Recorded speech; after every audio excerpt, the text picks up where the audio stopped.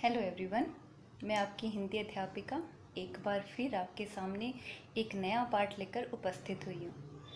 पाठ का नाम है रस खान जी के सवैये। रस खान जी जो हिंदी काव्य धारा के मुख्य कवि और ब्रज भाषा की सेवा करने वाले कृष्ण भक्त कवि है।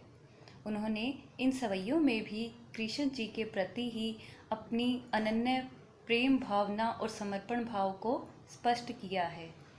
इस व्यक्ति भाव के स्पष्ट करने के बाद में रस खान जी ने कृष्ण जी की बांसुरी की मधुर ध्वनि का भी वर्णन किया है और गोपियों का उस बांसुरी की ध्वनि में मुग्ध हो जाने का अत्यंत ही स्वाभाविक वर्णन किया है। तो आइए पढ़ते हैं रस खान जी द्वारा लिखे गए सवैये। तो आइए रस खान जी के सवैये जानने से पहले हम उनकी जीवन परिचय के बारे में जानते हैं। रस खान जी का जन्म 1548 ईस्वी में एक समृद्ध पठान परिवार में हुआ। इनके पूर्वज राजवंश से संबंधित थे और इनका मूल नाम सैयद इब्राहिम था, जो कि मुस्लिम थे। लेकिन कृष्ण की भक्ति के कारण लोग इन्हें रस खान कहते थे। गोसाई विट्ठल नाथ ने इनको अपना शिष्य बना लिया। तब से रस खान ब्रजभूमि में जाकर रहने लगे और ब्रजभूमि के साथ इनका जो अलौकिक प्रेम था वह वैष्णवों की संगति और उपदेशों के कारण इनका लौकिक प्रेम अलौकिक बन गया और 1628 में इनका देहांत हो गया। रस खान जी ने हमेशा साहित्यिक ब्रज भाषा का ही प्रयोग किया और ब्रज भाषा का प्रयोग करते हुए ही उन्होंने दोहे, कविताएं, सवैये और छंदों का सफल निर्माण किया। तो शुरू करते हैं हम अब पहला सवैया, जो कि कृष्ण जी से ही संबंधित है। मानुष हो तो वही रस खानी, बसो ब्रिज गोकुल गांव के गवारन। अब ये पहली पंक्ति में मानुष का अर्थ है मनुष्य, रस खानी स्वयं रस खान जी, बसो बसना, ब्रज ब्रज जहाँ कृष्ण जी रहते थे, गोकुल और ब्रज गांव के नाम हैं, के गवारन यानी कि वहाँ के ग्वाले। अब रस खान कवि कहते हैं कि यदि मैं अगले जन्म में मानव जीवन प्राप्त करूं तो मेरी इच्छा यही है कि मैं ब्रज क्षेत्र के गोकुल गांव के ग्वालों के बीच ही घूमता रहूं। जो पशु हो तो कहा बस मेरो, चरो नित नंद की धेनु मंझारन। अब आगे रस खान जी बताते हैं कि अगर मैं पशु के रूप में जन्म लूं तो मेरो चरो नित अर्थात कि मेरा बस चले, बस मेरो चरो कि मेरा बस चले तो मैं हमेशा नंद बाबा की गौओं के बीच गाय बनकर ही फिरूं। पाहन हो तो वही गिरी को जो कियो, हरि छत्र पुरंदर धारण। अब यहाँ इनका अर्थ है, पाहन का अर्थ है पत्थर, गिरी पर्वत को कहते हैं, हरि भगवान श्री कृष्ण की बात हो रही है, छत्र जो छाया, पुरंदर इंद्र भगवान, धारण को धारण करना। अब यहाँ रस खान जी ने बताया है कि अगर मैं पत्थर के रूप में जन्म धारण करूं तो मैं उसी गोवर्धन पर्वत पर स्थान पाऊं जिसे भगवान कृष्ण ने इंद्र का अभिमान भंग करने के लिए एक छत्र के रूप में धारण किया था। यानी कि जब श्री कृष्ण भगवान ने इंद्र के अभिमान को भंग करने के लिए एक छत्र छाया के रूप में उस गोवर्धन पर्वत को धारण किया था, तो रस खान जी की भी इच्छा है कि अगर मैं पत्थर बनूं तो मेरा स्थान मैं गोवर्धन पर्वत पर ही पाऊं। आगे जो खग हो तो बसेरो करो, मिली कालिंदी कूल कदम की डारन। यहाँ खग का अर्थ है पक्षी, कालिंदी का अर्थ है यमुना नदी, कूल का अर्थ है किनारा, कदम्ब एक पेड़ को कहा जाता है जो कि यमुना तट पर ही ज़्यादातर मिलते हैं, डारन डालियाँ। अब यहाँ रसखान जी कहते हैं कि यदि मैं कोई पक्षी के रूप में जन्म लूँ तो बसेरो, बसेरो करना यानी कि बसना, तो मैं यमुना तट के कदम्ब की डालियों पर ही बसेरा करना चाहूँगा। कवि के कहने का भाव यह है कि वह किसी भी स्थिति में ब्रज क्षेत्र को छोड़ना नहीं चाहते, भले उसे किसी भी प्रकार की योनि में जन्म लेना पड़े, लेकिन वह हर तरह से ही कृष्ण और उनसे संबंधित क्षेत्र में ही विचरण करना चाहते हैं। यहाँ कवि ने श्री कृष्ण की विचरण भूमि ब्रज के प्रति अपने प्रेम भाव को प्रकट किया है। और यहाँ अनुप्रास अलंकार है, जैसे कूल कदम्ब में, और सवैया छंद है, प्रसाद गुण और शांत रस का प्रयोग किया गया है। आगे है दूसरा सवैया, या लकुटी अरु कामरिया पर राज तिहु पुर को तजी डारो। अब यहाँ रसखान कवि प्रत्येक अवस्था में ब्रज क्षेत्र और अपने आराध्य श्री कृष्ण को प्राप्त करना चाहते हैं। तो देखिए किस तरह से प्राप्त करना चाहते हैं। लकुटी का अर्थ है लाठी, कामरिया कंबल को कहते हैं, तिहुपुर तीनों लोकों पर, राज यानी कि हमारा जो सिंहासन है, राजपाट है, तजी डारो यानी कि त्याग देना। अब यहाँ रसखान जी कहते हैं कि श्री कृष्ण को गवाले के रूप में जो प्रयुक्त लाठी और काले कंबल पर रसखान जी तीनों लोकों का राजपाट त्यागने को तैयार है, क्योंकि श्री कृष्ण की लाठी और कंबल पर उन्हें इतना प्रेम है जितना उन्हें तीनों लोकों के राज्य से भी नहीं है। आगे, आठों सिद्धि नवोनिधि के सुख नंद की गाय चराई बिसारो। आठों सिद्धि, 8 सिद्धियां होती है जिनके नाम है अणिमा, महिमा, गरिमा, लघिमा, प्राप्ति, प्राकाम्या, ईश्वतव और वशिष्ठव। और 9 निधियाँ होती है हमारी शंख, पद्म, महापद्म, मकर, कच्छप, मुकुंद, कुंद, नील, खर्व। ये कुबेर की 9 निधियाँ मानी जिसे हर कोई पाना चाहता है।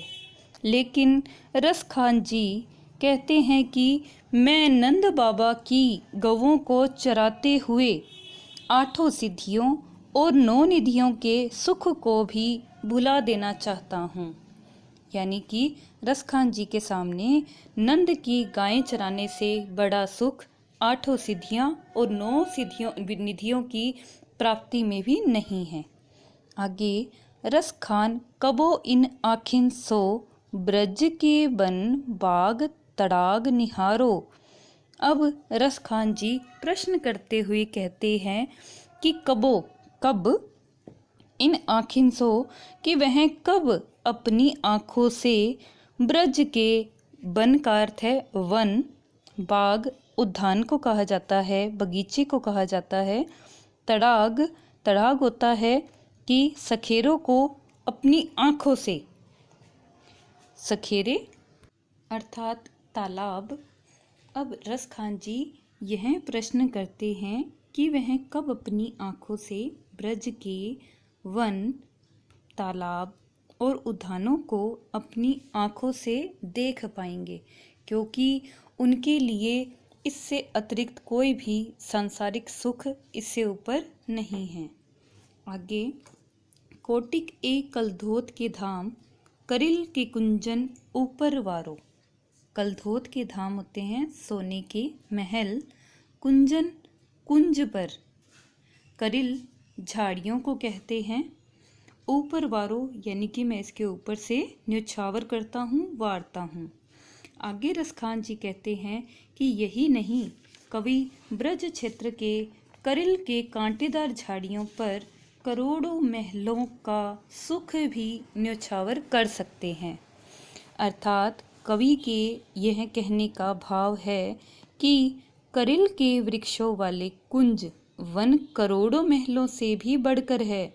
जहाँ कृष्ण रास रचाया करते थे, वे कांटेदार झाड़ियाँ भी उनका सुख करोड़ों महलों से अधिक है।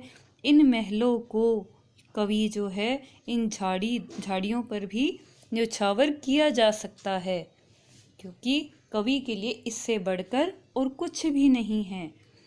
इस सवैये में अनुप्रास अलंकार अत्यधिक प्रयोग हुआ है, जैसे करिल के कुंजन, वन बाग, इनमें ब्रज, इनमें ब की पुनरावृत्ति, करिल के कुंजन में क की पुनरावृत्ति, और सवैया छंद, प्रसाद गुण और शांत रस का सफल प्रयोग हुआ है।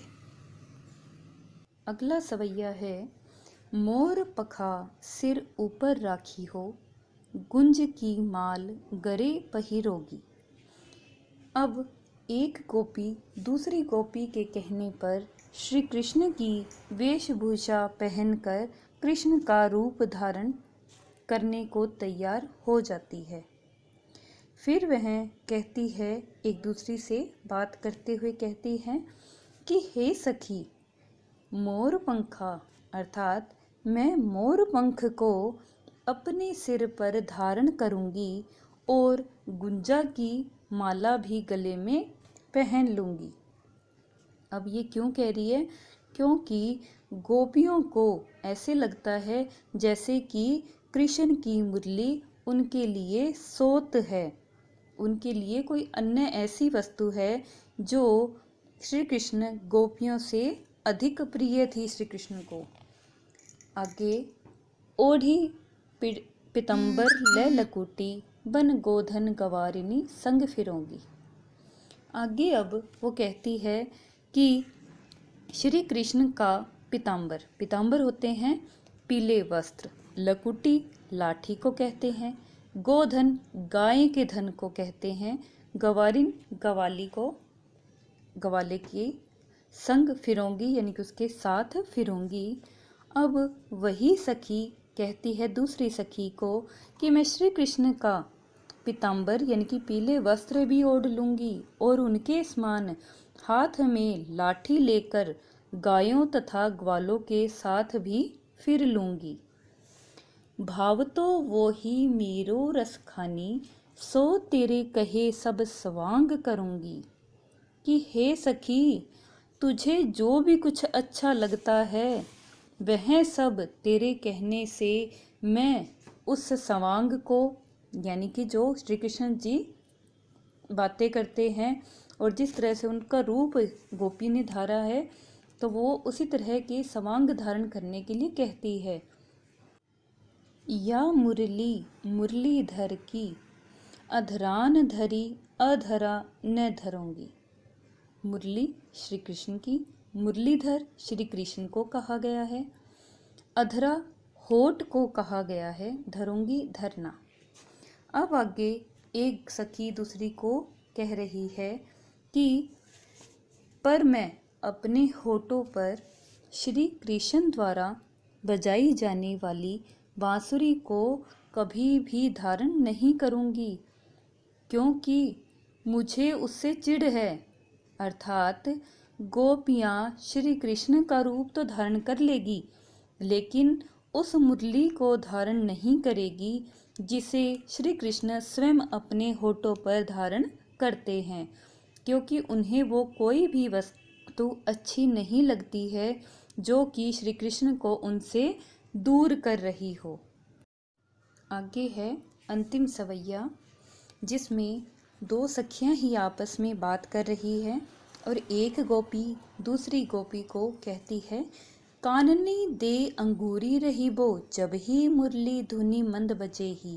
काननी कानों में, अंगूरी उंगली, रही बो की उंगली डाल लूँगी, जब भी मुरली धुन मंद बजे ही, कि जब श्री कृष्ण बड़ी मंद और मधुर धुन में बांसुरी बजाएंगे तब मैं अपने कानों में उंगलियां डालकर रहूंगी। मोहिनी तानन सो रस खानी, अटा चढ़ी गोदन गहे ते गहे। मोहिनी का अर्थ है मनमोहक, जो मन को मोहने वाली हो। ताननी एक तान जो मुरली की धुन है। सो रसखानी की रसखान जी बताते हैं। अटा चढ़ी, अटा कोठा या अटारी, गोधन गहे ते गहे कि कितने भी गहरे से गहरा। आगे इसका अर्थ है कि बांसुरी की मनमोहन तान को सुनने के लिए उन्हें घर के सबसे ऊंचे कोठे पर भी चढ़ने को विवश क्यों न होना पड़े, पर मैं उसकी ओर ध्यान नहीं दूंगी। जब श्री कृष्ण अटारी पर चढ़कर भी मोहिनी तान में गोधन के गीत गाएंगे तो बेशक गाते रहे, मैं उनकी ओर ध्यान नहीं करूंगी। आगे है, तेरी कहो सिगरे ब्रिज लोगनी, काल ही को कितनो समझे ही।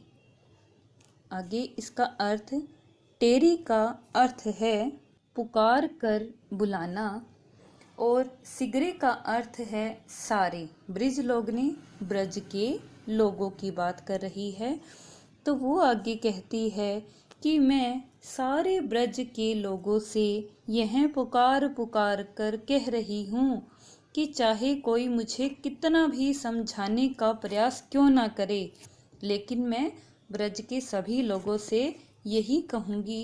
अब देखिए वो क्या कहना चाहती है, अंतिम लाइन में है, माई रे वाह मुख की मुस्कानी, संभारी न जाहे न जाहे न जाहे। कि कृष्ण के मुख की वो मुस्कान जो है वो मुझसे नहीं संभाली जाएगी। माए री कि हे माँ, कृष्ण के मुख की इतनी मनमोहक जो मुस्कान है, उसके बांसुरी की जो मधुर ध्वनि है वो इतनी प्रभावशाली है, इतनी अधिक प्रभावशाली है कि उसकी मुस्कान की मादकता से कोई नहीं बच पाया। उसकी बांसुरी की धुन भी इतनी नहीं है प्रभावशाली जितनी कि उसके मुख की मुस्कान। अब श्री कृष्ण के अनन्य भक्त कवि रस खान जी ने गोपियों के उस मनमोहक प्रभाव को व्यक्त किया है जो श्री कृष्ण की बांसुरी की धुन और उनकी मुस्कान में छिपा होता है। यहाँ मुख की मुस्कान में मैं की पुनरावृत्ति के कारण अनुप्रास अलंकार है तथा अंतिम पंक्ति में जो उन्होंने न जहे न जहे न जहे शब्द का प्रयोग किया है, उससे पूरे सवैये में एक चमत्कार उत्पन्न हुआ है जो कि स्वभावोक्ति अलंकार में शामिल होता है। इसके अलावा श्रृंगार रस का और माधुर्य गुण का सफल प्रयोग किया है। भाषा ब्रज भाषा है। उम्मीद करती हूँ आपको अच्छे से समझ आया है। धन्यवाद।